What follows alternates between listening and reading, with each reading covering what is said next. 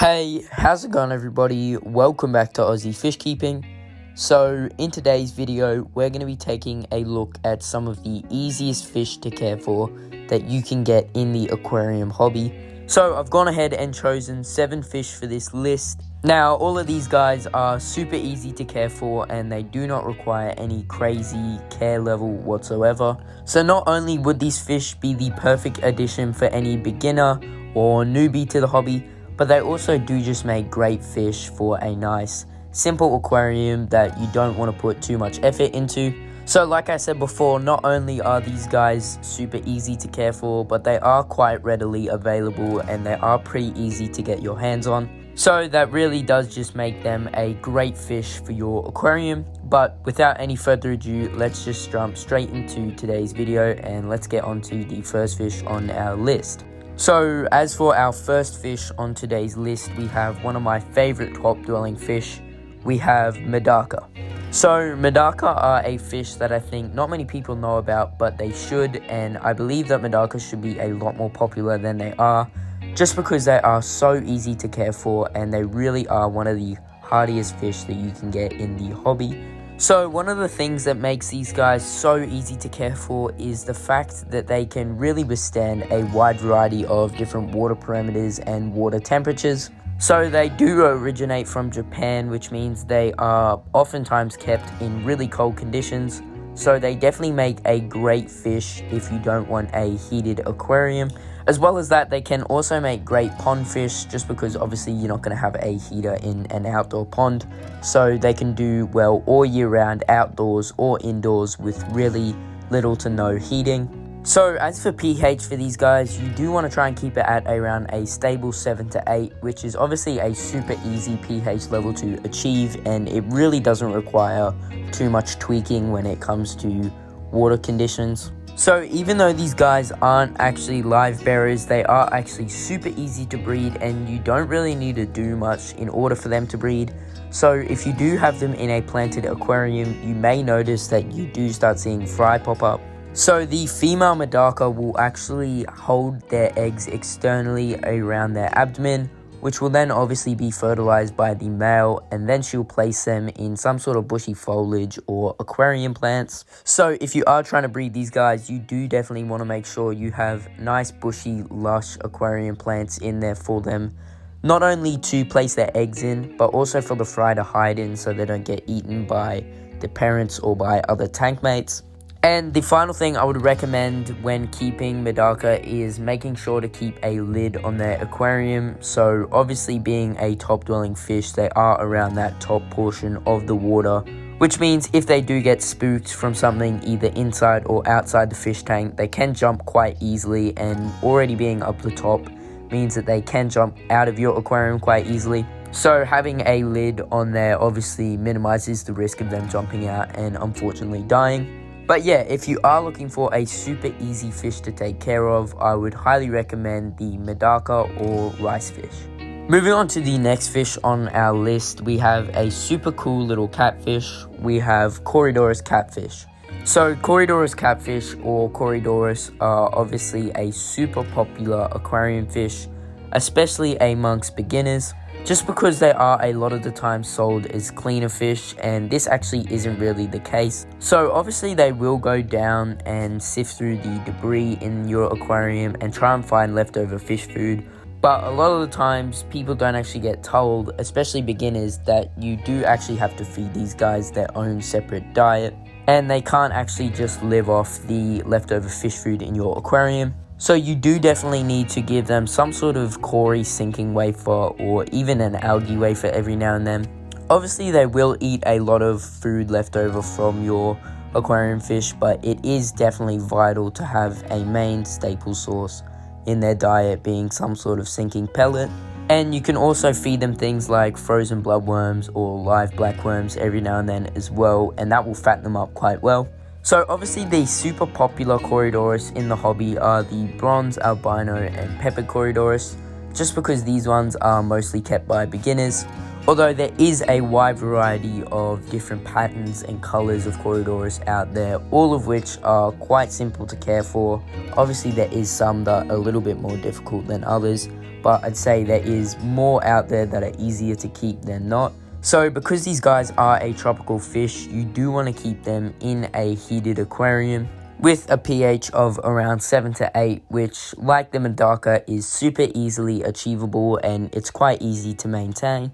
So these guys are quite a peaceful fish, and they can be kept in community aquariums with other fish just because they aren't really a predatory fish. So obviously they will go out and eat small baby shrimp or small fry or eggs on the bottom of your aquarium. But if you have larger fish in your aquarium, they won't actively try and nip at them or try and eat them at all. But yeah, as long as you keep these guys in a nice heated aquarium with tropical water parameters, and you are feeding them a nice nutrient-rich, stable diet, you should find that these guys are another super easy to care for aquarium fish that you can get for your fish tank. Moving on to the next fish on our list, we have one of the most popular fish in the aquarium hobby. We have betta fish. So a lot of the time there is a lot of misinformation spread around bettas, and the main things are that they don't need a filter and they can be kept in super small tanks. So obviously this stuff is completely false, and there is actually quite a good reason why a lot of people do think that these are true. So obviously where these guys come from, in rice paddies in Thailand, they don't actually live in super large bodies of water. So if you are keeping them in naturalistic style aquariums in a smaller body of water, obviously that's going to be fine. But keeping them in like a 2-liter aquarium with rainbow gravel and rainbow artificial aquarium plants is obviously not going to be healthy for these guys. And the other thing that a lot of people miss out on is giving these guys proper filtration and aeration in their water. So bettas, much like gouramis, are labyrinth fish, which does actually mean they can come up and take oxygen from the surface. Although it is definitely vital to add some sort of dissolved oxygen in the water as well, whether it be from a air stone or from a sponge filter. But yeah, as for me, I'd probably recommend keeping a betta in around a 20-liter aquarium with a nice sponge filter in there. So the sponge filter is not only going to culture all sorts of microorganisms and beneficial bacteria that help the nitrate cycle in your aquarium, but it is also going to add oxygen into the water. So it is a super beneficial thing to have with your bettas. Now, another controversial topic when it comes to bettas is that they don't need heaters. So in some countries, obviously you are going to need to keep these guys with a heater, although in others you don't. So these guys originate in Thailand, which is obviously pretty close to the equator. So the water temperature over there is going to be a lot warmer than anywhere else in the world. So here in Australia, you can get away keeping them without a heater for around half of the year. Although in the really cold winters over here, you may have to add some sort of heating into their water. But it really does just depend where you live in the world. To be safe though, I would just recommend keeping them with a heater. Personally, I like to keep my bettas with heaters. I think it just helps them a lot. They're obviously a lot more active and healthy if you do have them in a warmer water body.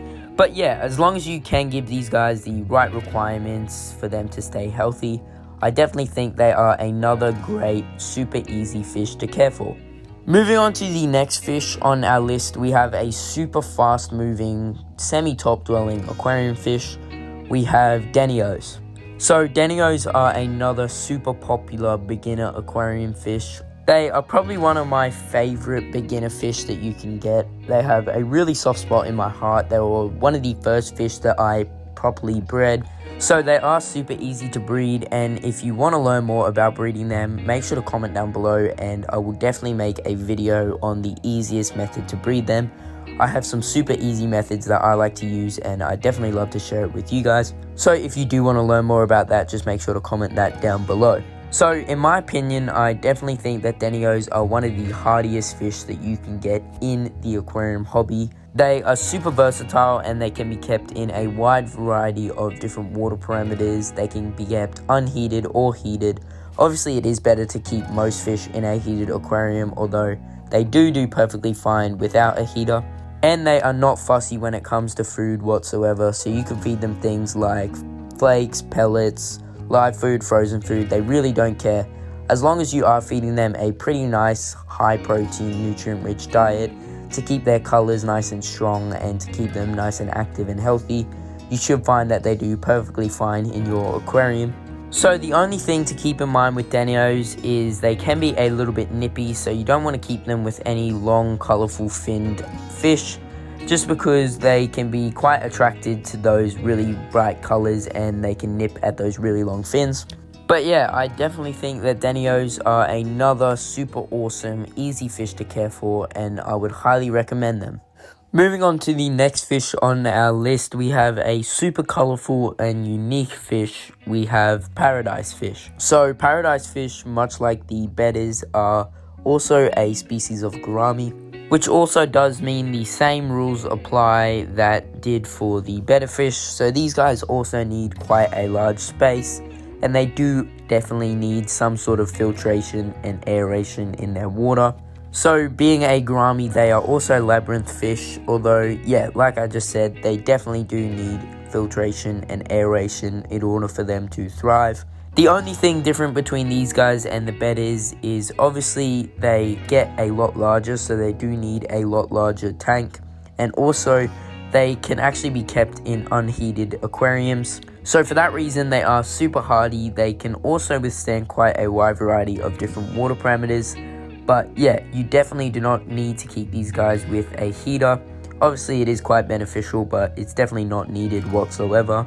And here in Australia, you can actually keep these guys outdoors in ponds. So that is how temperature tolerant they are. They don't really care what sort of temperature it is at all, as long as you are feeding them a nice, healthy, nutrient-rich diet, and you are keeping them in relatively clean, stable water. You should find that these guys thrive in your aquarium, and they are super easy to care for. So that is why I would recommend these guys as well if you are looking for a really easy to care for, interesting aquarium fish. Moving on to the next fish on our list, we have another super popular cleaner fish. We have bristlenose. So bristlenose catfish, much like the Corydoras catfish, are sold a lot of the time as cleaner fish. So just like the Corydoras catfish, you do have to provide these guys with their own diet as well, whether it's an algae wafer or green beans, zucchini, any sort of green vegetable like that should be fine for them as well. So obviously these guys are quite beneficial to have in your aquarium because they do eat a lot of the surface algae, although they definitely cannot live off the surface algae in your aquarium, and you do need to give them some sort of diet to supplement them with. So the bristlenose catfish do also get quite large, and they can't be kept in any small bodies of water, otherwise you can actually stunt their growth, and that can obviously affect their health quite a lot. So they can actually get upwards of 20 centimeters, so you definitely do need to keep them in quite a large size aquarium. And for an adult, I would definitely recommend anything around a 2-foot aquarium and up. So it is definitely beneficial to keep these guys with a heater in their aquarium, although it's definitely not vital whatsoever, and they are quite hardy fish, so they can do quite well without a heater. But as long as you are making sure these guys have plenty of space to swim around and to do all sorts of activities in, and you're also feeding them their own high protein, nutrient rich diet, you should find that these guys do make another great addition for a super easy aquarium fish to take care of. Moving on to the final fish on our list, we have one that I think comes as no surprise to anybody. We have guppies. So guppies are obviously globally one of the most popular aquarium fish there is. They are highly recommended for beginners just because of how easy they are to keep and breed. So they really are one of the hardiest fish that you can get, and they don't need a heater in their aquarium whatsoever. Obviously you are going to want to try and keep a pH at around 7 to 8, which, like I said before, is super easy to maintain and manage. But small fluctuations in those parameters shouldn't really worry them too much at all, just because of how versatile and adaptable they are. So one of the great things about guppies is that they are a live-bearing fish, which means they do give birth to live young. So that makes them super easy to breed, and as long as you have plenty of hiding spaces for the fry in your aquarium, you should find that after a couple of months of first getting these guys, if you do have males and females in your aquarium, there will be quite an abundance of fry swimming around. So if these fry just appear out of nowhere, you shouldn't stress. Obviously, it's best to feed them something like frozen or live baby brine shrimp, but you can definitely crush up pellets or flakes and feed them that as an alternative. As for the adults, any high protein, nutrient rich, dry diet is perfectly fine. Obviously, you do want to mix it up with live foods and frozen foods, but as for a staple, any dried food should be fine. You just want to make sure it's got nice high protein levels, just because that really helps with getting nice color in them. But yeah, I definitely think that guppies are one of the easiest fish to take care of, and I would highly recommend them to anybody looking for a super simple fish that they can get for their aquarium. But with that being said, that is going to bring us to the end of today's video. So I hope you all enjoyed, and I hoped I helped you guys find a brand new fish for your aquarium. If you did enjoy today's video and you haven't done so already, please make sure to go down and subscribe. While you're down there, please go and comment your thoughts on today's video. I always love going through and reading them more, and I try to reply back to as many as I can. But yeah, I hope you all enjoyed. Thank you all so much for sticking around to the end, and I'll see you all in that next video.